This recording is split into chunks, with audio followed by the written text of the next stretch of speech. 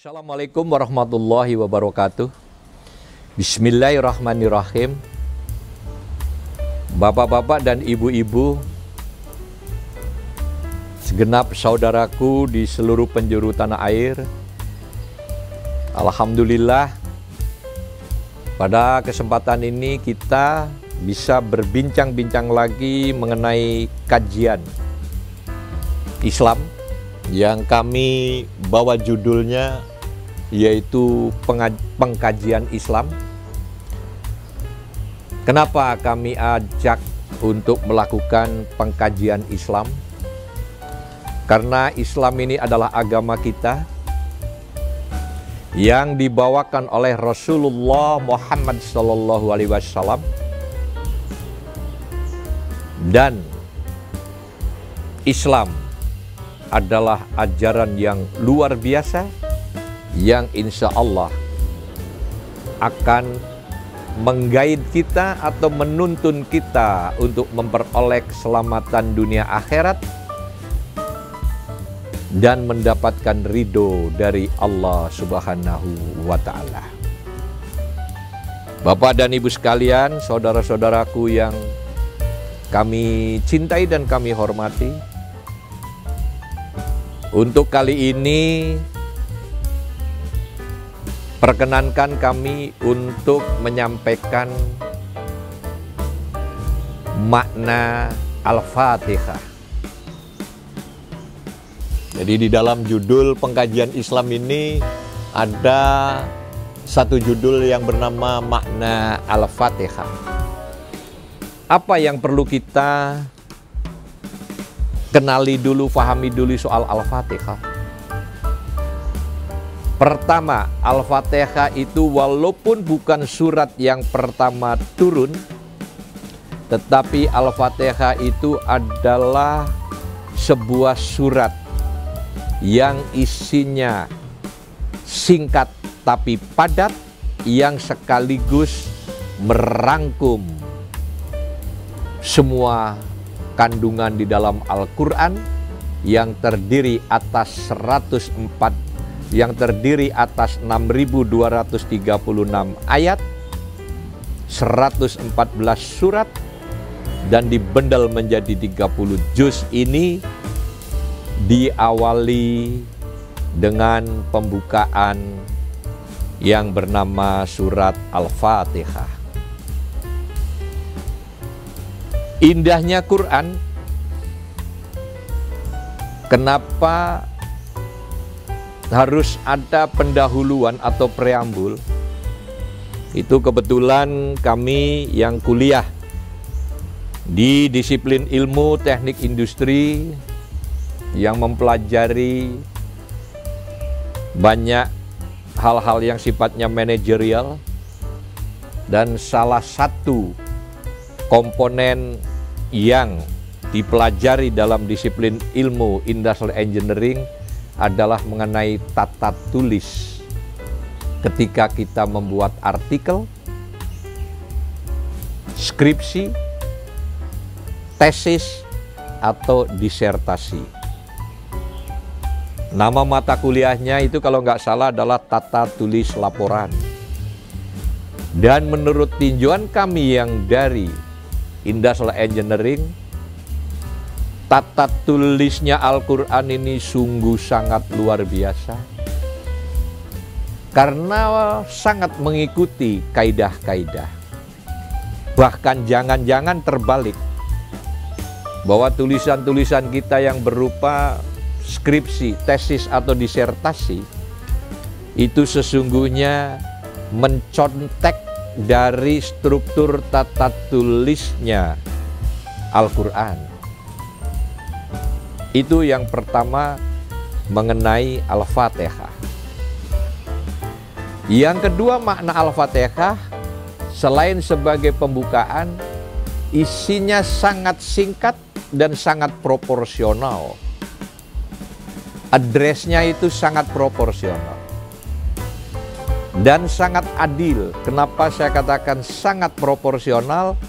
Karena dari 7 ayat ini terbagi menjadi 2 antara Allah sebagai makhluk dan manusia, Allah sebagai kholik, sang kholik, maaf, jadi terbagi secara proporsional buat addressnya Allah sebagai sang kholik dan kepada manusia sebagai sang makhluk, dan yang di tengah adalah dibagi menjadi dua. Penjelasannya adalah mari kita eja ayat demi ayat. Ayat yang pertama berbunyi Alhamdulillahirabbil alamin. Segala puja dan puji hanya untuk-Mu ya Allah. Ini untuk Allah. Ayat yang kedua Ar-Rahmanir Rahim.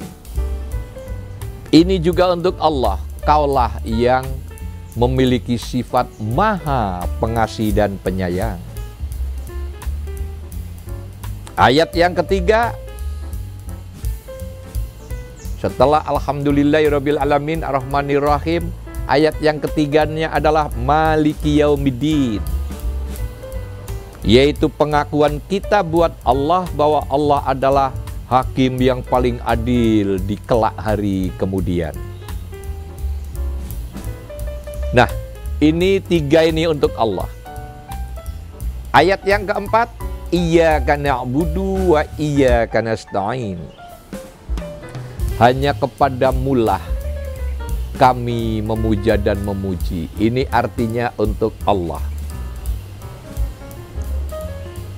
Jadi iyyaka na'budu wa iyyaka nasta'in, dan hanya kepadamulah kami meminta pertolongan. Jadi iyyaka na'budu wa iyyaka nasta'in, hanya kepadamu kami memohon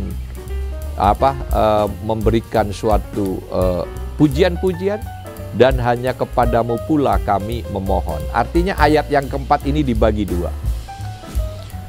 Begitu ihdinas siratal mustaqim, mohon ditunjukkan ke jalan yang lurus, itu untuk kita manusia. Siratal ladzina an'amta alaihim, yaitu jalan-jalan yang kau ridhoi dan bukan jalan yang tidak kau ridhoi, alias jalannya orang-orang yang sesat. 5, 6, 7 untuk kita sebagai manusia. Jadi sekali lagi, bahwa Al-Fatihah yang isinya 7 ayat ini, selain Al-Fatihah sebagai pembukaan kitab suci Al-Quran, Al-Fatihah isinya singkat dan padat, dan dari 7 ayat Al-Fatihah ini terbagi secara proporsional, yaitu 3,5 ayat untuk Allah, 3,5 ayat untuk kita. Saya ulangi supaya adik-adik, terutama mahasiswa dan mahasiswi, bisa memahaminya secara firm. Ayat yang pertama, Alhamdulillahirabbil alamin. Segala puja dan puji hanya kepadamu ya Allah. Ar-Rahmanir Rahim, hanya Kaulah pemilik sifat maha pengasih dan penyayang. Maliki Yaumiddin, Engkaulah yang akan menjadi hakim teradil di hari kemudian. Nah, begitu ayat yang keempat, Iyyaka na'budu wa iyyaka nasta'in, hanya kepadamulah kami memuja dan memuji, dan hanya kepadamulah kami memohon. Artinya ayat yang keempat ini dibagi dua. Begitu yang kelima, ihdinas siratal mustaqim, mohon ditunjukkan ke jalan yang lurus. Siratal ladzina an'amta alaihim ghairil maghdubi alaihim waladdallin, adalah jalan yang lurus, jalan yang kau ridhoi, dan bukan jalannya orang-orang yang sesat. Artinya ayat yang kelima, keenam, dan ketujuh untuk kita. Demikian penjelasan mengenai proporsionalitas mengenai 7 ayat yang terkandung di dalam Al-Fatihah ini terbagi secara proporsional antara Allah sebagai Sang Khalik dan dengan kita sebagai bagian dari makhluk. Jadi Bapak dan Ibu sekalian, saya ajak sekali lagi, mohon tidak bosan-bosan, mari kita melakukan pengkajian Islam ini secara seksama,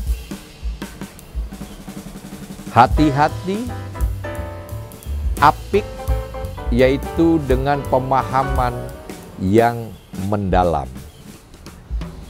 Itulah cara belajar kita, cara meningkatkan kualitas keislaman kita, dan merupakan sekaligus cara untuk menambah pengetahuan kita agar kita menjadi umat Islam yang leverage-nya atau derajatnya semakin hari semakin meningkat. Bapak dan Ibu sekalian, kenapa Al-Fatihah ini perlu kita pahami? Karena memang selain pembukaan, ayatnya padat, singkat, dan luar biasa sebagai pembukaan. Coba kita ingat, ketika kita melakukan kegiatan sholat, yaitu dari mulai Isya, Subuh, Zuhur, Asar, Maghrib, yang terdiri atas 17 rakaat, itu setiap rakaat kita wajib hukumnya untuk membaca Al-Fatihah. Jadi ketika kita sholat maghrib 3 rakaat, 3 kali membaca Al-Fatihah. Ketika kita sholat subuh 2 rakaat, 2 kali kita membaca surat Al-Fatihah. Jadi untuk peribadatan yang bersifat ritual pun, dalam hal ini kegiatan sholat, itu selalu membaca surat yang bernama Al-Fatihah. Jadi kalau kita trace back kemarin atau episode yang lalu mengenai makna Bismillahirrahmanirrahim, yang maknanya salah satunya bahwa ketika kita mengawali sebuah kegiatan, itu sebaiknya diawali dengan ucapan Bismillahirrahmanirrahim. Dan ketika kita melakukan kegiatan ritual yang bernama sholat, itu setiap rakaat kita wajib membaca surat Al-Fatihah. Demikian Bapak dan Ibu sekalian, semoga paparan kami yang singkat ini bisa sedikit membawa manfaat bagi kita semua, agar kita menjadi umat Islam yang semakin hari semakin meningkat kualitas peribadatan kita, baik ibadah ritual, spiritual, maupun ibadah sosial. Demikian, terima kasih. Wassalamualaikum warahmatullahi wabarakatuh.